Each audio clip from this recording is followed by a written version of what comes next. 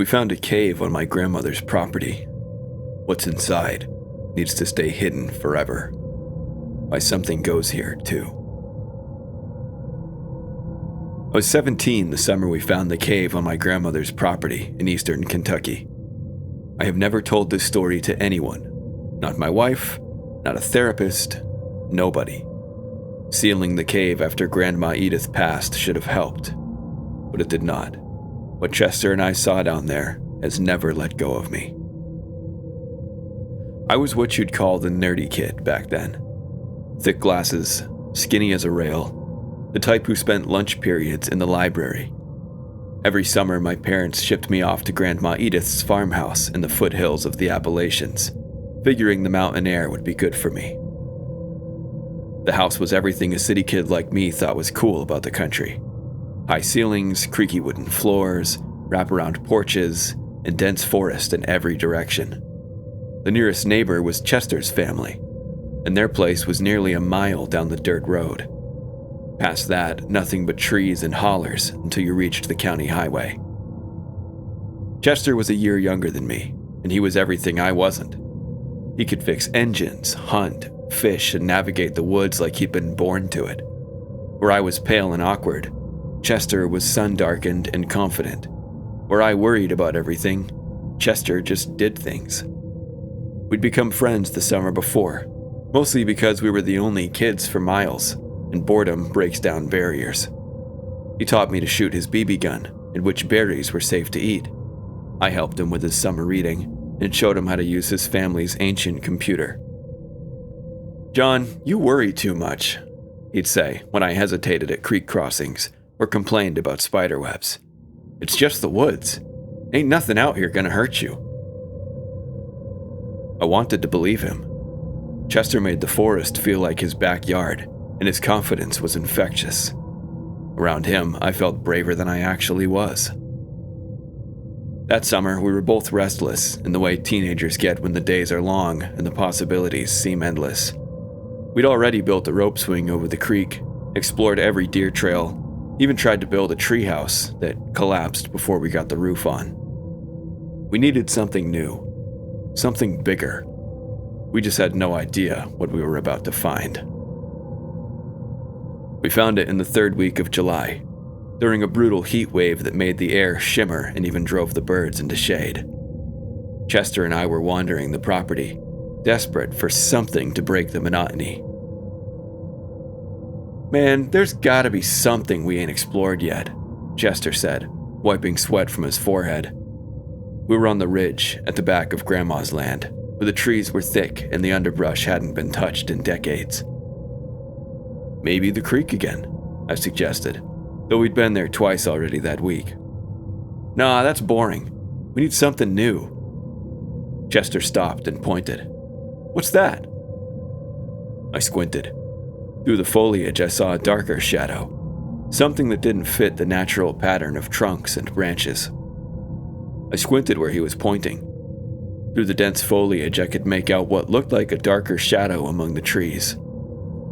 We shoved through brush, scratched by thorns and wrapped in spiderwebs.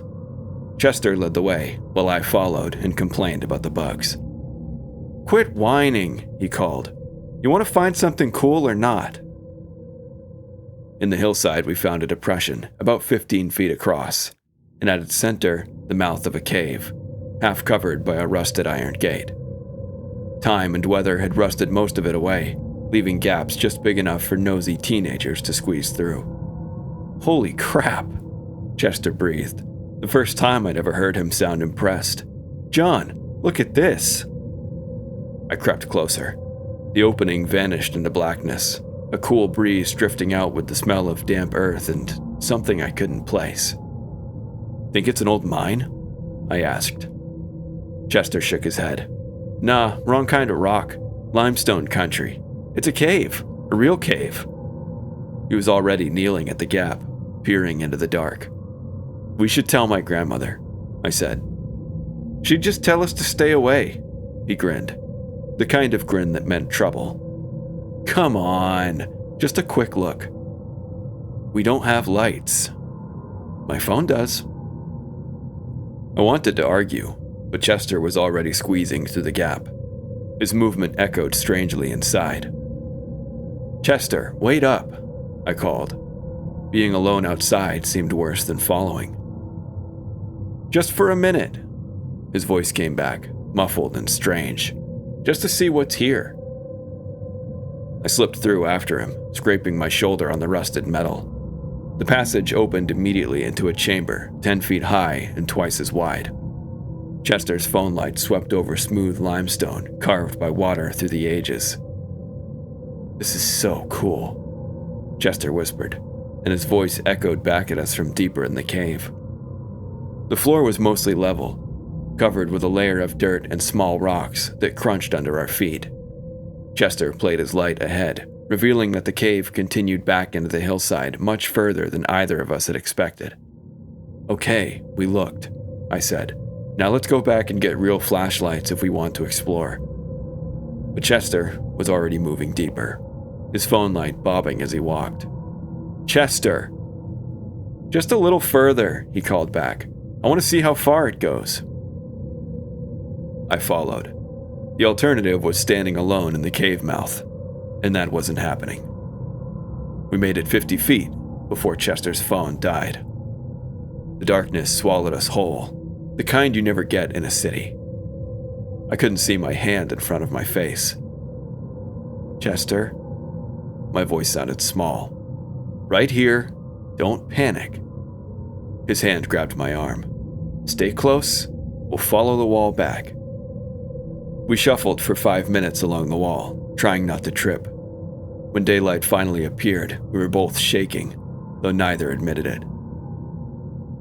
"That was awesome," Chester said, though I heard the relief in his voice. "It goes back really far," I said. "Yeah, we need real lights and rope. Explore it properly." I nodded, though something about the cave felt off. Maybe it was the darkness, or the way our voices echoed. "Tomorrow," Chester said, "we'll come back with supplies." As we walked back through the woods toward the house, I kept looking over my shoulder at the cave mouth behind us. Even with the afternoon sun filtering through the trees, that dark opening seemed to pull at my attention. I should have listened to that feeling. Should have told Grandma Edith, or just found something else to occupy our time that summer. But I was 17, and Chester made everything seem like an adventure, even the things that should have scared us away. We came back the next morning loaded like explorers. Chester had his dad's heavy flashlight, a coil of rope, and glow sticks from his birthday. I brought a headlamp, extra batteries, chalk for marking our path, and a notebook to map it. "You sure like to be prepared," Chester said at the cave entrance. "Better than getting lost." He was already squeezing through the gap. "We won't get lost. We got lights this time." With real light, the cave felt different. What had seemed mysterious in the dim glow of Chester's phone now looked like a normal limestone cavern. Water had carved smooth channels into the walls, and the floor sloped gently down as we moved deeper. "This is way bigger than I thought," Chester said, sweeping his light around. Several passages branched off, each fading into darkness. We spent an hour exploring the obvious routes, marking chalk arrows and dropping glow sticks. Chester sketched a rough map while I called out measurements. "Left passage goes about 60 feet and dead ends," I said. "Right passage curves back and connects with the center, like a loop." The center passage drew us in. It ran straight back, sloping steadily down, and our lights couldn't find the end. "That's where we need to go," Chester said, his voice excited. 2 hours in, he made the observation that should have sent us back. "You notice anything weird about this place?" he asked, studying the walls. "What do you mean?" "No bats, no bugs, nothing." His light swept the ceiling and walls. "Every cave should have bats at least. Spiders, crickets, something. But look, nothing." I stopped and looked. He was right. The place was sterile. No cobwebs, no droppings, no life. Even the puddles were clear and still, with none of the algae you'd expect. Maybe it's too far from the entrance, I said. Chester shook his head. Nah. Caves are ecosystems. There should be something living here. We kept going. We were too caught up in the adventure to let a little oddity stop us. The cave was giving up its secrets, and we felt invincible. The center passage dropped 100 feet, over 300 yards. Our chalk marks and glow sticks glowed faintly behind us. Then, Chester spotted the elevated passage. John, look up there. I followed his flashlight beam to where the wall rose to our right. About 15 feet up was another opening. Unlike the others, it was perfectly round, 4 feet across, with a steady current of air flowing out. Feel that breeze, Chester said, moving closer to the wall. I felt it. Cool, mossy, damp, but with something else underneath, something I couldn't place. We can't reach it, I said. Not today, but with a ladder? Or rope? He was already planning our next trip. I stared at the dark hole, uneasy. The air was too cold, carrying scents that didn't belong in limestone. I think we should head back, I said. We've been down here for a while. Chester checked his phone. Yeah, past lunch. Your grandma's probably wondering. We followed our chalk arrows and glow sticks back to the surface. Faster this time. Sunlight hit like a flood, and I had to squint against it. Tomorrow, we bring a ladder, Chester said. Maybe we should tell someone where we're going, I suggested, in case something happens. He gave me that look again, the one that said I worried too much. Nothing's gonna happen. It's just a cave. But as we walked back through the woods, I kept thinking about that opening and the air flowing from it. The scent felt familiar, like something half remembered from a dream. That night, I dreamed of deep places and moving air, and woke with the taste of moss in my mouth. Chester showed up the next morning with his dad's aluminum stepladder strapped to the four-wheeler, grinning like he had solved everything. Borrowed it while Dad was at work, he said, wrestling it off. You won't miss it for a few hours. The ladder was heavier than it looked, and hauling it through the woods was an expedition in itself. We stopped every 50 yards to rest and untangle it from branches. By the time we reached the cave, we were both sweating. This better be worth it, I muttered, helping him force it through the grate.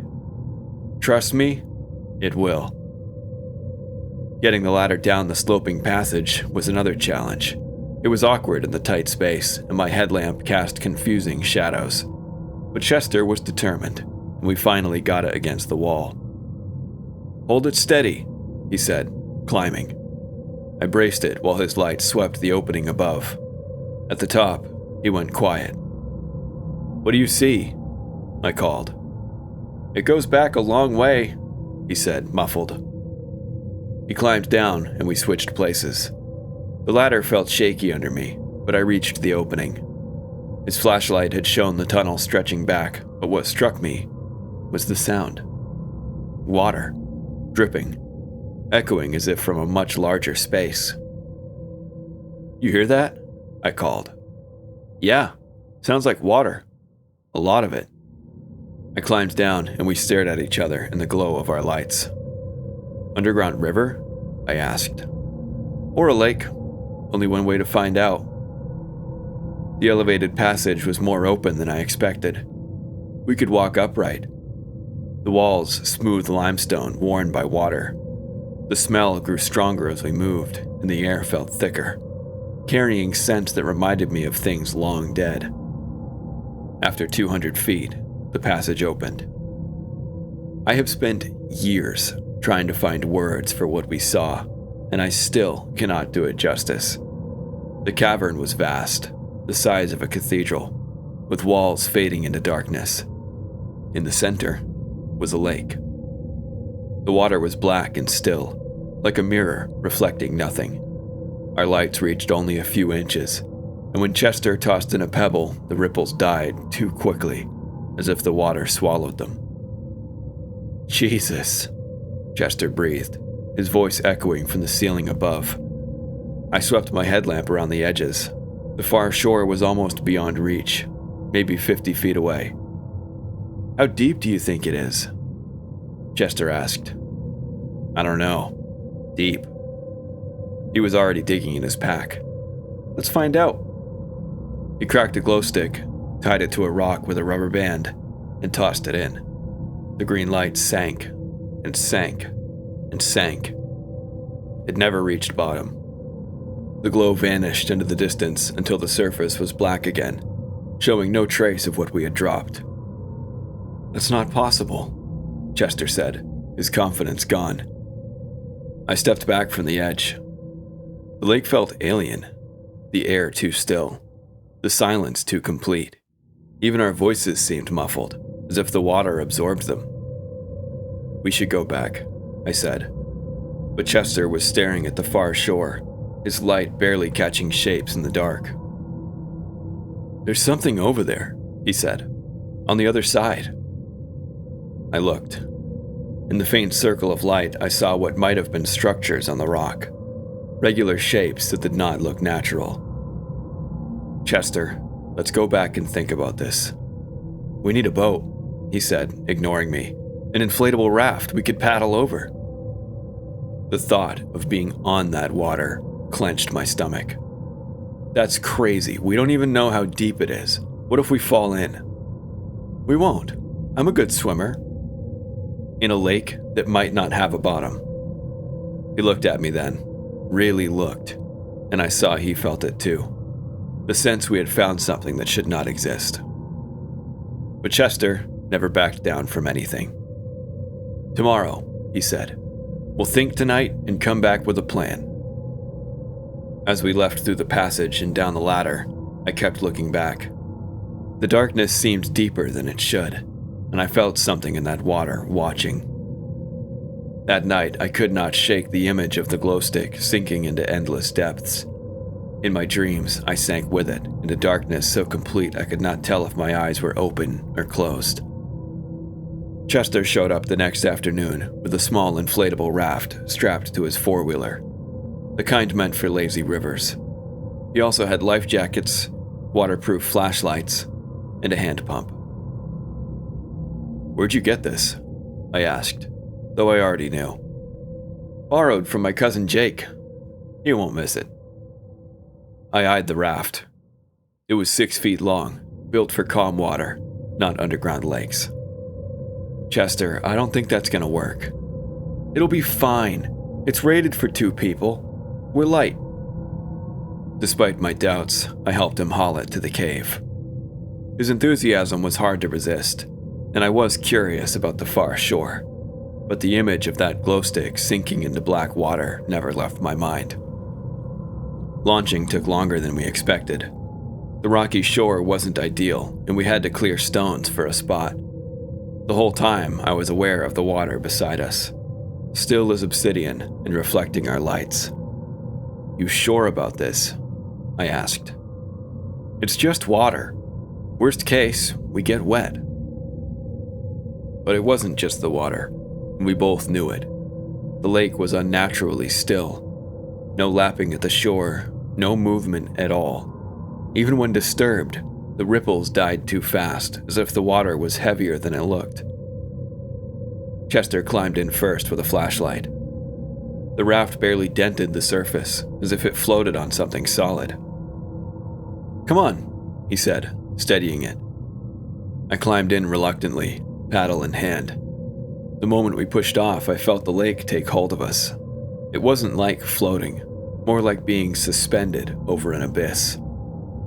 "Paddle," Chester said, shining his light ahead. The rowing was strange. The water gave almost no resistance, yet the raft crawled forward, slower than it should have. It was like paddling through oil, though the water looked and felt normal when I touched it. "This is taking forever," Chester muttered after what felt like 20 minutes. I looked back and my stomach dropped. The rocky ledge was much farther away than it should have been, barely visible in our glow. Ahead of us, the shore seemed no closer than when we'd started. "Chester, something's not right about this.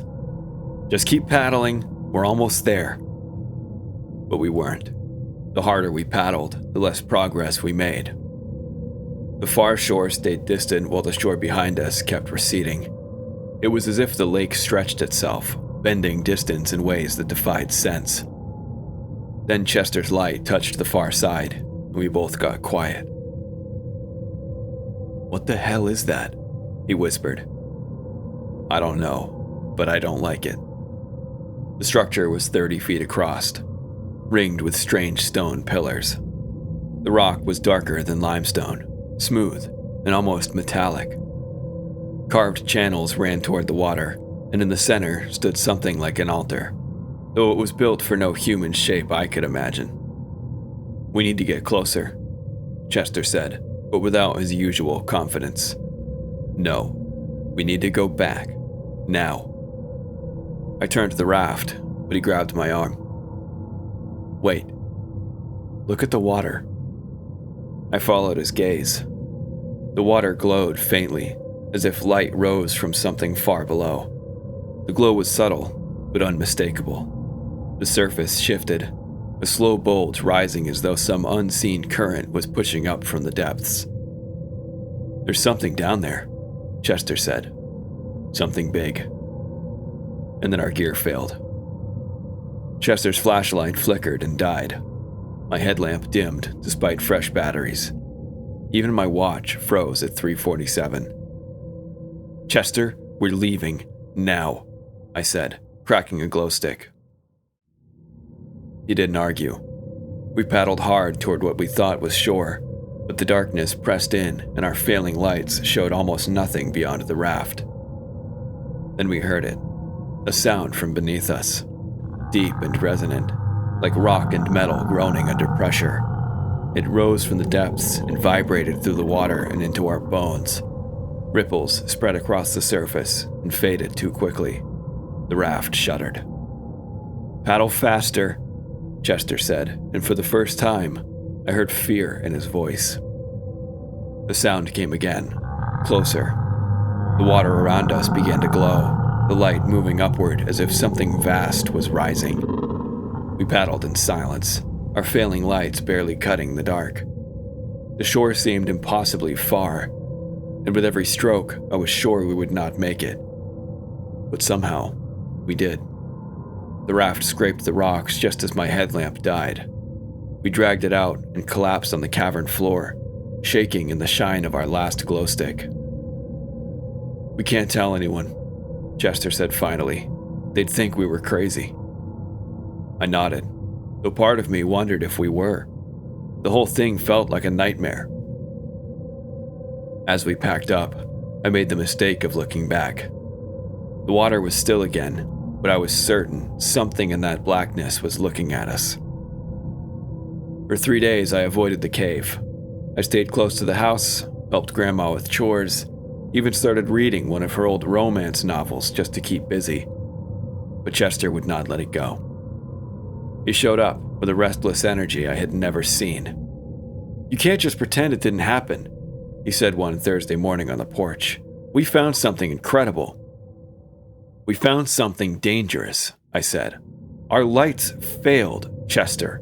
All of them, at the same time. So we bring backups, more batteries, better lights." I looked at him and realized what I had mistaken for confidence was obsession. He could not sit still. Dark circles under his eyes showed he was not sleeping. "I need to go back," he said, leaning forward. "Don't you want to know what it was?" "No, I don't." Chester stood and paced to the edge of the porch. "Fine, then I'll go alone." "You can't. Watch me." I felt trapped between two choices. Let Chester go alone, or return to something I wanted to forget. The thought of him down there by himself was worse than my fear. "If I go with you," I said, "we go at dawn, we bring extra everything, and at the first sign of trouble, we leave. No arguments." Chester grinned, hollow. "Deal." That afternoon we gathered supplies. Chester had found a larger raft, more stable than the first. Borrowed from my sister's boyfriend. We packed flashlights, batteries, glow sticks, rope, even a first aid kit. Looking back, it was an expedition, not an adventure. "One more thing," Chester said as we loaded the four-wheeler. "I want to actually reach the far shore this time. Get a closer look." Every instinct screamed no, but I had committed. And despite my fear, I was curious. The shapes we had seen haunted my dreams. I needed to know. The forest felt different on the way back. Quieter. Even the birds were silent. We slipped through the grate and down to the lake, our equipment heavier with every step. The cavern was as we left it, vast and still. The water stretched in the darkness, smooth as glass. Against every survival instinct, I helped him launch the boat. The crossing dragged, and with each stroke I was more certain we were making a mistake. But something was different about the far shore. "Are those lights?" I asked, squinting. Chester raised the binoculars and went still. "There's something over there." "What?" "On the far shore, I see movement. And you're right, there are lights. Not flashlights, something else. Something that glows." I snatched the binoculars. In the distance, a faint blue-green glow flickered, like the bioluminescence in the water. "Chester, we're turning around right now," I said, handing them back. My voice was a hoarse whisper. He looked through them again and gasped. Chester had gone completely silent. His mouth moved, but no words came at first. Then, in a whisper that grew louder, he began repeating, "It comes out of the water. It goes into the water. It comes out of the water. It goes into the water." I shook him, but he wouldn't stop. His eyes were fixed on the far shore, wide and shining, as though he was watching something emerge that I couldn't yet see. That's when the water around us began to glow. The luminescence rose from the depths like we'd seen before, but this time it was brighter, more intense. And in that growing light, I could see the true scale of what lay beneath the water. It wasn't a lake at all. It wasn't a lake. It went down forever.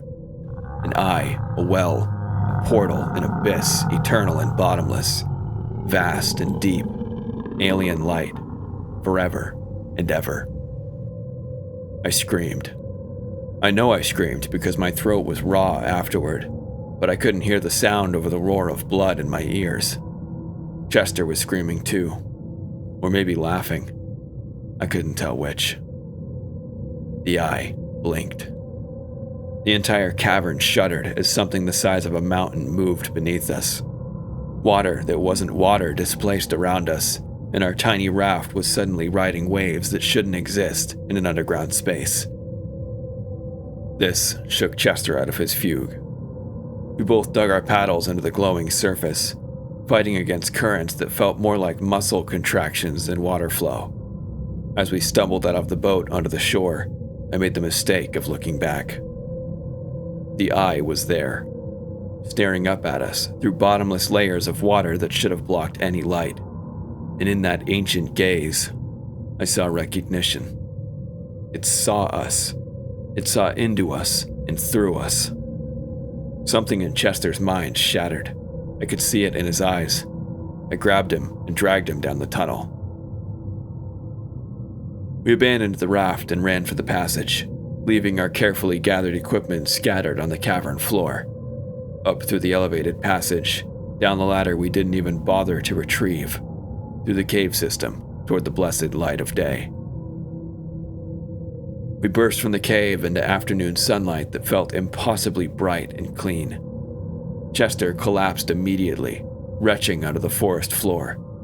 I managed to stay upright long enough to drag him away from the cave entrance before my own legs gave out. Chester was never the same after that day. His laugh, the easy confidence that used to pull me along into trouble, all of it vanished.